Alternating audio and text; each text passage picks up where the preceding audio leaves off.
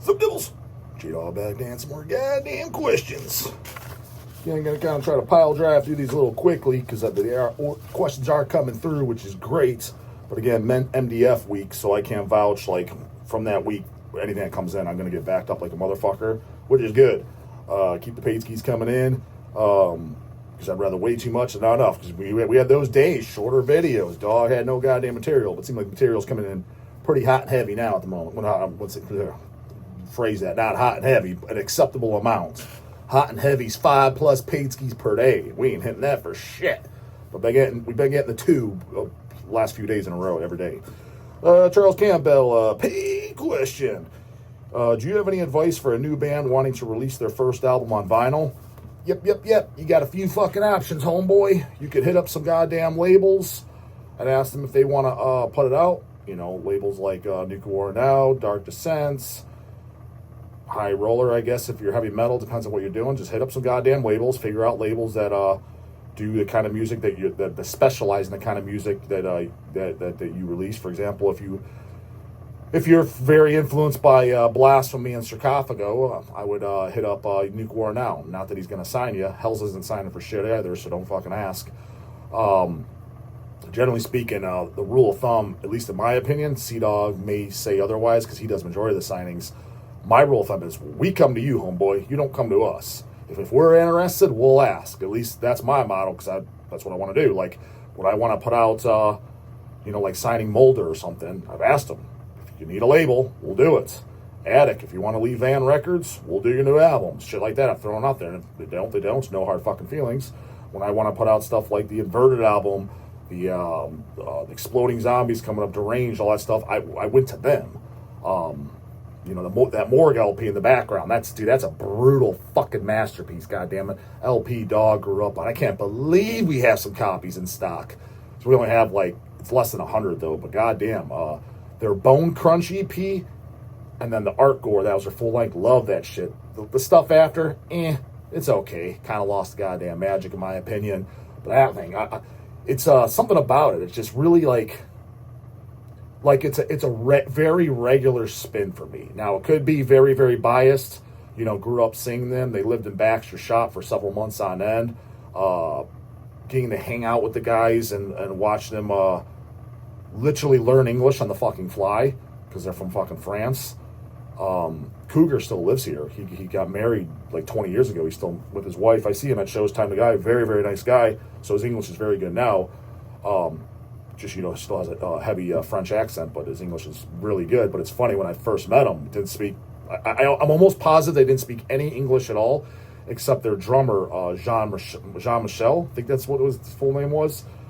His favorite band was Angel Corpse, in case you happen to give a fuck. Me, Easy, and C-Dawg, we would talk to him the most because he was the only one he did speak English. And very cheerful guy. I'd be curious what he is up to. But Max is the one I set it up through.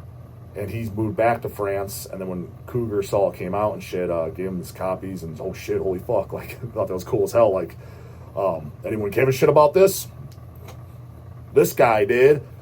So shit like that set up, got CDs and LPs left again. Bottom of the goddamn barrel, came out a few years ago now. Again, can't even believe that shit came out. But Morgue didn't come up to us. I went up to them because I wanted to put it out, not because make money or whatever. Granted, it'd be nice to sell and make money too. I just wanted it for my goddamn self. We're a label, we put shit out. I was like, so let's put this out. I was like, the CD's long sold out. Let's re-put it out. It was originally put out on Ablated Records. And then, so it's been long out of print. I know these kiddo fucking 200 wimp wounds. Yeah, the wimpy wounds, dude. They're here in Ohio. Morgue's from goddamn France, but they stayed in Ohio. I remember when Manicore, played with Morgue too. I think it was Morgue, Manicore, and probably Regurgitation.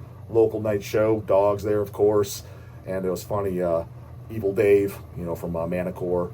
Void Meditation Cult, Sperm of Antichrist. He was in Blood Code on the Ashley Autumn Birding album. Evil Dave. Of course, in the loop guys know Evil Dave. The out of loop hoagies don't. But one of my favorite things Evil Dave said on goddamn in between songs. He dedicates, this next song goes out to Morgue. Hope you're enjoying our fast food. Everybody just started laughing. It's in fucking France, so I thought that was goddamn funny. But, yeah, just growing up on them. Never been on vinyl, wanted it on vinyl, so what the fuck, press it on CD. So shit like that, though, we come to you.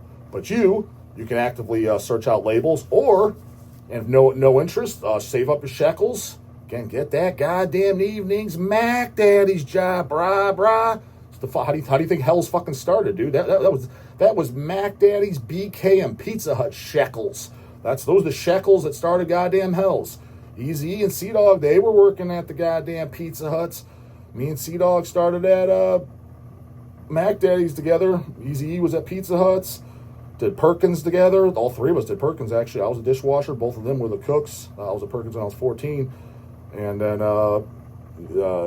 Sea-Dog, he was at Buffalo Wild Wings for quite some goddamn time. Flipping them burgers, shaking them goddamn wings. That's the money you use to fund Hell's Headbangers. In case you happen to goddamn give a fuck. That's literally how you do it, just so you fucking know. If you're 19 years old, 16, 17, 18, 19, 20, 21 years old, dude, two jobs minimum, dude. You don't want to be breaking your back when you're fucking 40 years old, 50 years old. As you get older, you do it when you're young and you got energy.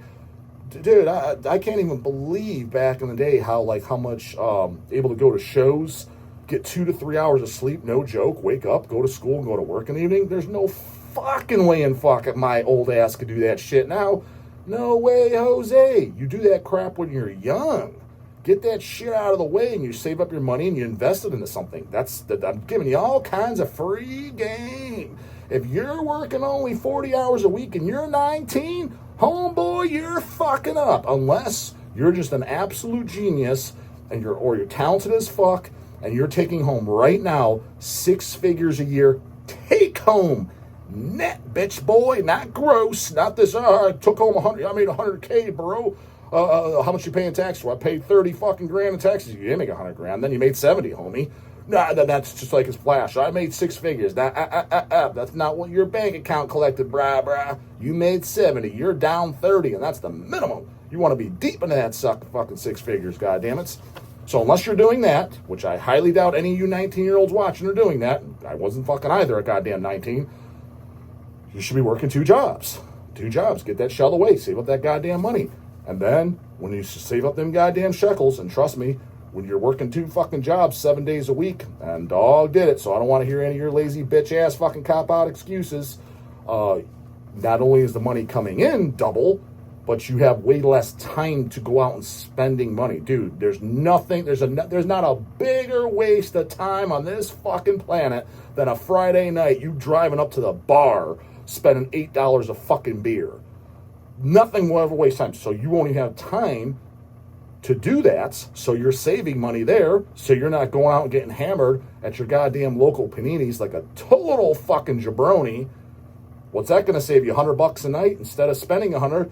You put that $100 in your pocket because you were at Taco Bell fucking working that second job after your goddamn construction job. So now you're not just up $100, you're technically up 200 because the other fucking jackass that's your goddamn age, he was at the bar and he blew 100 on fucking booze and shots and stupid shit.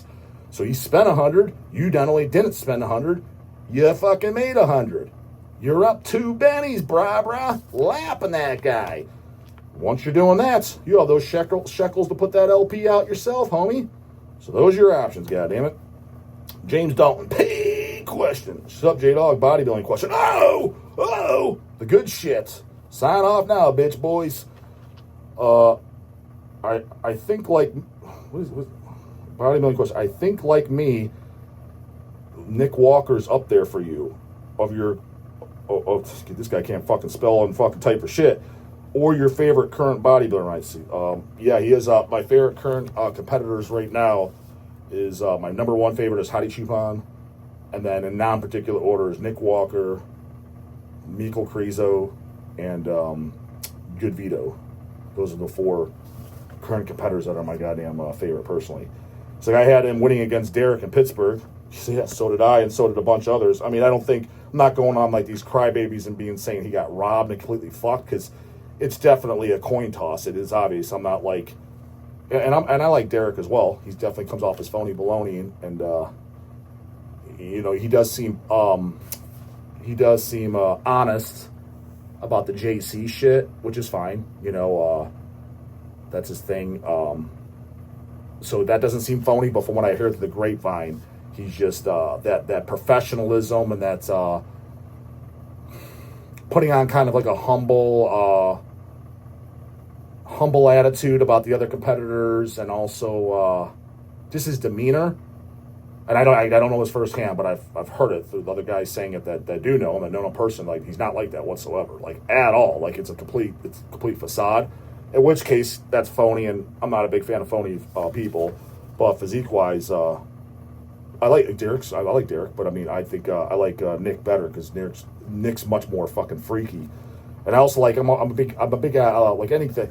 So that is what's annoying about the sport of bodybuilding, is they judge fucking glutes. What is this, a goddamn homo show? I mean, I understand it from a conditioning standpoint to see how shredded you are, but it's like, that's like one of the main things is like, when a guy has clearly better arms. Think about it. Everybody that watches this, every dude that watches this, again, if you're not, then you bang dudes and you're fucking into stupid shit and watching Care Bears as a kid. Every dude watching this, even the ones that deny it, that don't go to the gym, wants bigger arms. Every guy thinks big arms. It's the first thing they train when they go to the gym, myself included. That's the first thing you think of is arms. Yeah, big biceps, flex your arm, you know what I mean? But that criteria, they almost don't even judge arms in bodybuilding. It's stupid as fuck. So use an example, Nick Walker and Mikko Krizo, hands down, have the best arms in competitive bodybuilding right now. Like 1,000%. There's like everybody knows that. Like, two best arms in bodybuilding. Yes, it's with Nick Walker. I mean, go look Nick Walker and Mikko Krizo. It's not Michael either, too. It's Mikal, like, because he's Slovakian. Mchal Krizo, Krizo. He's even got his own YouTube channel. Go look YouTube Mikko Krizo. Look at him train in the gym. He posts all kinds of YouTube videos, him training and shit, getting ready for the Pittsburgh Pro. That's why I love when people are like, dude, DAWG's jacked. Jesus fuck, man. Every time I watch fucking Mikko Krizo fucking training those goddamn videos, I feel like the biggest fucking loser-ass piece of shit that's never touched a weight in my life. God damn, it's inspiring, but at the same time, I'm like, man, I just need to hang it up. My ass fucking sucks. See this fucking homeboy? God damn, he's jacked out of his fucking skull. Looks crazy fucking awesome. Looks like a goddamn comic book hero who just walked off the goddamn pages. But anyways, everyone likes good-ass fucking arms, but yet they judge more of, like, glutes. Derek has better glutes. Oh, okay, fag. Like, why are you just putting that over fucking arms? Nick's arms destroy fucking Derek's by a very large margin, too. So that part gets very annoying. And I'm not saying just because you have the best arms that you should win. It's a complete package. But I'm just saying, like, that's one factor. But it was still close, all in all. But I did have Nick winning, and so did a lot of other guys like Dennis James and shit who were actually there in person. There was a lot of people that, but they even said, yeah, like, he didn't get robbed. It wasn't a blowout. So like, but yes, if I had to choose, like, I had Nick slightly winning. Pittsburgh, he definitely beat him in prejudging. Yeah, the scorecards, he won by one point, which is impressive as fuck. That means technically he beats a fucking Mr. Olympia winner, which is no surprise to me at all. I said it before, again, I didn't say on this channel because you guys like to talk about cool shit. But I said to people in the circle too, before Nick Walker even turned pro, he wasn't even a pro yet. He was still an amateur. I was like, he will 100%, as long as he doesn't get injured or have a health problem, he continues competing. I was like, he will 100% be in the top 5 at the Mr. Olympia.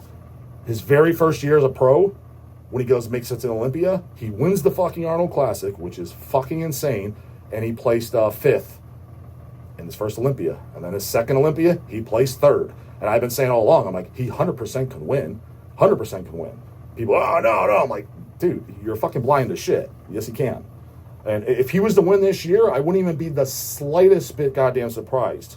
As a matter of fact, in my prediction, if I predict to win this Olympia this year, I predict it's actually going to be either Hottie or Nick. And I would literally bet money if anyone want to bet me. Regardless if it's either one of those guys, because I could see Derek winning it too. But if I had to bet, I'm going to go with Hottie or Nick.